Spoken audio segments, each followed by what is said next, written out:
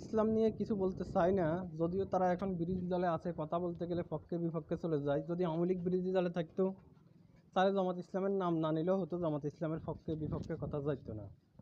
এখন যেহেতু জামাত ইসলাম সরকার বিরোধী দলে আছে, তো সরকার আর বিরোধী দল নিয়ে তো সবসময় সমালোচনা হয়। সরকার সমালোচনা করে বিরোধী দলের সমালোচনা করে সরকার। এখন কথা বললে দেখা গেছে সরকারের জায়গায় জায়গায় কাউন্টার দিতে হয় বিরোধী দলে। তাই সরকারের সমালোচনার পাশাপাশি বিরোধী দলের সমালোচনা আসে। এই জন্য মূলত জামাত ইসলামের মানে পক্ষে বিপক্ষে কথা চলে যায়। নাহলে জামাত ইসলামের পক্ষে বিপক্ষে কথা বলার অবশ্যই কোনো উদ্দেশ্যই নেই বা কোনো মন মানসিকতাই আমার নেই। কিন্তু তারপরও যেহেতু এখন তারা রাষ্ট্রের গুরুত্বপূর্ণ অবস্থায় আছে, রাষ্ট্রের গুরুত্বপূর্ণ দায়িত্বে আছে, এই জন্য যায়। এখন স্বাভাবিক ব্যাপার, কিছু বলার এতে নেই। জামাতের লোকেরা মনে করে যে আমাদের বিপক্ষে যায়, গালি গালাজের অভাব নাই, গালিতে পিএইচডি করা। কিন্তু তারা এটাই মানতে ভুলে গেছে, এটাই মানতে নারাজ যে তাদের দল এখন বিরোধী দলে, সমালোচনা তাদেরকে নিয়েই হবে। কিন্তু তারা বিরোধী দল বা সরকারের গেলে মানুষ সমালোচনা করে, মানুষ কেউ গালি দেয়, কেউ আবার প্রশংসা করে।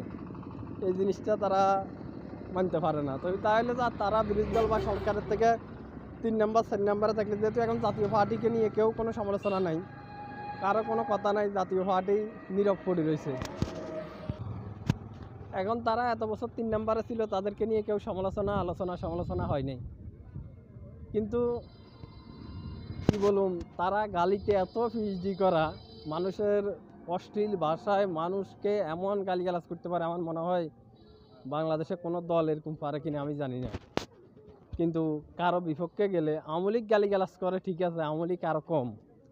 আওয়ামী লীগ বিরোধী পক্ষের এরকম অশ্লীল ভাষায়, যেখানে খাম্বা তারেক তোর কাছে ওই যে কয় আপনার এরকম অশ্লীল ভাষায়, তোর কাছে কয়টা কোনো ফ্যান আছে, কী কী বলে এগুলো তো মনে নাই। কিন্তু আওয়ামী লীগ এরকম অশ্লীল ভাষা ব্যবহার করে না। তারা যদি ধৈর্য ধরে, আওয়ামী লীগ যদি না আসে, তো আগামী 5 বছর পর তারা ক্ষমতায় আসবে জামাত। বা 5 বছর না পরে হইলেও 10 বছর পরে তো আসার লক্ষণ থাকবে, কিন্তু বেশিরভাগ তো 5 বছর পরে আসার লক্ষণ বেশি। এখন এইভাবে তারা যদি মিথ্যাচার করে, অশ্লীল ভাষায় গালিগালাজ করে, তো এইসব নেতাদেরকে মানুষ ভোট দিতে গেলে তো চিন্তা করবে। এখন আমাদের এলাকায় একজন আছে, নবী আওয়ামী লীগের ছিল, উনি অশ্লীল ভাষায় গালিগালাজ করতো। উনি ক্ষমতায় আসার পরে দেখা যাচ্ছে অন্যায়, অবিচার, খুন, মারামারি, খালি এগুলা। এখন আপনারা যেহেতু এখন সরকারে আছেন, বিরোধী দলে আছেন, আপনারা সুন্দর ভাষায় কথা বলেন, এইবার না হলে সামনের বার আপনার ক্ষমতায় আসবেন, এটা স্বাভাবিক ব্যাপার।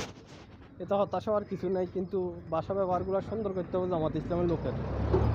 এই বুইরা জামাত ছাত্র শিবিরের ফলাফল অনেকটা ঠিক আছে, শুধু এই বুইরা জামাতের লোকগুলো একটু বেমিল।